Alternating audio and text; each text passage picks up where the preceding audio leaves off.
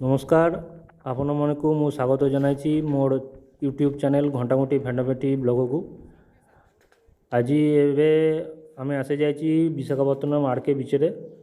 Eighty आपण Visakhapatnam station रु 10 टंका दिया बासरे आसीते पारिबा। चलतु देखा कौटी केमती अच्छी आरके बीच रे और गोटे सचेतन अच्छी कैमेरामैन प्रति सचेतन थाकिबा।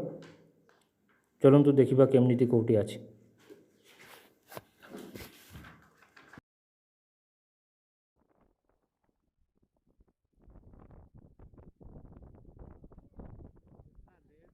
इतना 200-300 ठीक था, तुम इतना बढ़ा दिया, फिर थोड़ा टाइम लगता है ऐसे करने में।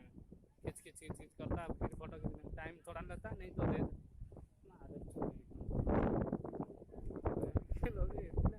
पैसे ले जाते हैं, लूटते हैं पूरा। एक दिन में 4-5 हज़ार मान 6-10 हज़ार कमा देते ना। खींच दे यार इतनी फोटो, तो कोई खींच दे। इतने रुपये नहीं लगते इतनी फोटो के, इतने फोटो के नहीं लगते वो, इसलिए पोज बनाते। हार्ड कॉपी निकलवा ले इसकी, तो इतने में तो हार्ड कॉपी निकलवा दे। फिर वो कैमरा रेंट में मिलता है, पूरा दिन के 1000 फोटो खींचो, क्या है उसमें।